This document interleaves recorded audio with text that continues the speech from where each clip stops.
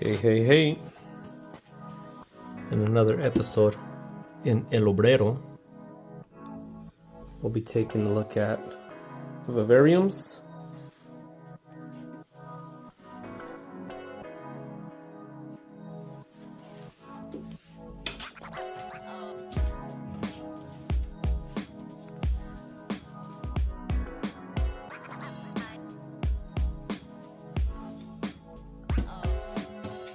And terrariums.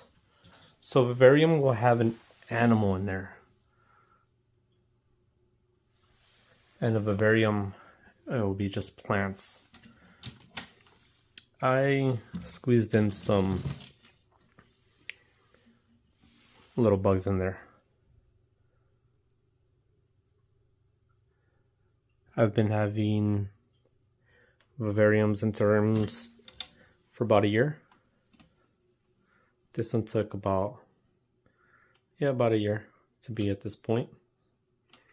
I have automatic watering, and I do supplement with another sprayer on areas where it's kind of just mist. There's also smaller ones that I have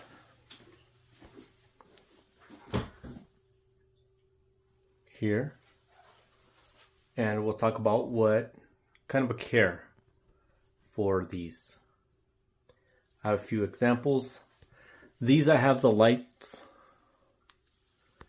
I think this light is too bright for this plant. I'll show you an example that I have in the bathroom, which is doing a lot better in lower light. So I may need to move this.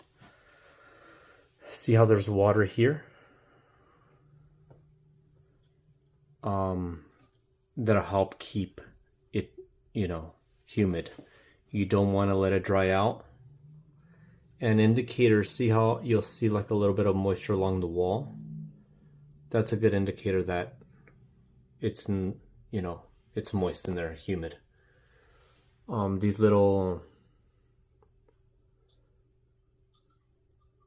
plants right here, the moss, when it's high humidity, they do well. Different plants want different humidity and light.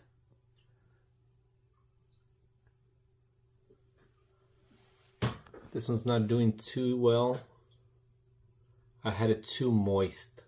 So you can overwater. So it's kind of a skill that you're going to pick up just like any other plant to know what they like. And when it's indoor, you have sources of heating and cooling, right?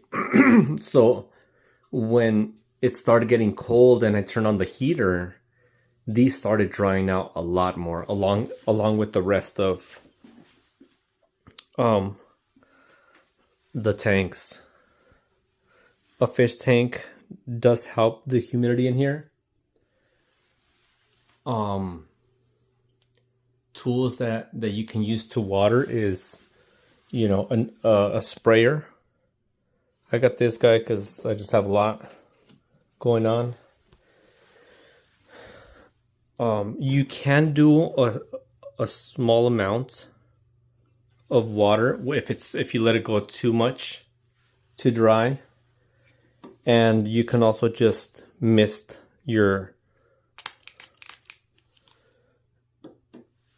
terrarium if it just needs a little bit, either that small sprayer or one that's a little bit bigger. Also depends on the lid that you have. If the lid doesn't seal it 100%, or if you have a screen, then you'll have to monitor it a little bit more to see how that's doing. And you're not gonna water or spray every other day or every day. It would probably be like once every 2 weeks or so. If it's drying out more than that, then it's in a place where it's getting too much air, I would say, from like a vent or a fan or a window or a door. And if you can manage it, then that's fine. If that's where it kind of likes the temp and the lighting, just keep up with the watering and it should be good. Other maintenance is cleaning the glass. I'll clean the glass whenever, you know, I get my cleaning mode on, and they just look really nice once you clean them. And I just use vinegar and a paper towel. Sometimes I do like to clean the inside and it'll look nice and clean. Yes, sometimes it's hard to clean the inside because you have, you know, overgrowth. This one really dried out on me when the heater came on, so you can see it kind of suffered. So I started monitoring it and watering it more. But that's pretty much it. Other tools would be some large tweezers to get in there if you want to pick something out, or if you want to drop in. If you have like isopods and springtails and you want to feed them, you kind of don't really need to feed them, but you can just put in like a tiny little piece of carrot or cucumber, just a small piece. I mean, the size of a gram of a crumb. Depending on the size of your terrarium. So if I were to have springtails here, then I would put just a couple around. If you put too many, they're also going to get mold on them, which is fine because they'll eat that up. Let me show you some of the little critters that you can put in there. See the little white one that's right there? That's a springtail.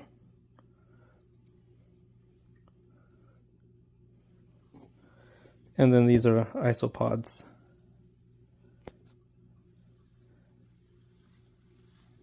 And I'll feed these guys the leftover food for the geckos, which is just kind of like a fruit puree. I'll let it dry out and then feed them that. What else? I think that's it. Let me know if you have any questions.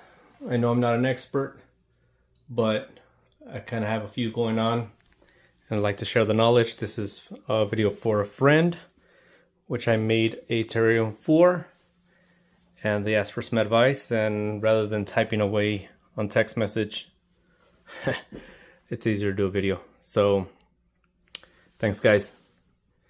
If you haven't already, please like and subscribe, and catch you on the next one. Alright, here's another one. This was just by the windowsill, north facing. It does have an overhang, so there's no direct sunlight. I kind of just let this one do its thing. It's not all that pretty, but it's still alive. Moss is kind of doing pretty good, as you can see. You can tell that there's a little bit of moisture when you see that right there. Oh, look at that. Look pretty right there. I guess the side that's facing the window is doing pretty good. And then the side that's not so much. Here's this one. This is in a bathroom with a skylight. So very mild light, but kind of bright.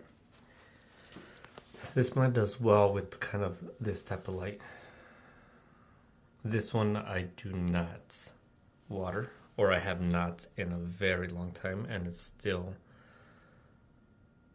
you can tell that it's still wet.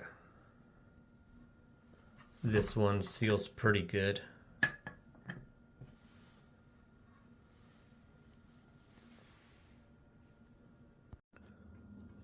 Here's an example of what not to do. So this one's dry. It just dried out. It was in a place where it's kind of hard to reach, and it didn't have the proper lid. There's a hole on this one, so it let a lot of the moisture out. And then you can tell, like, see how you can tell that this is dry compared to like the other ones where you saw kind of wet. When you start to see it dry like this, or you shouldn't let it get this far, you can drop water, and I usually like to put it where I can see water and try to get as much of the soil wet. You can get it too wet where it's just, some plants don't like that. So everything kind of just dried out. And then the glass is all linty.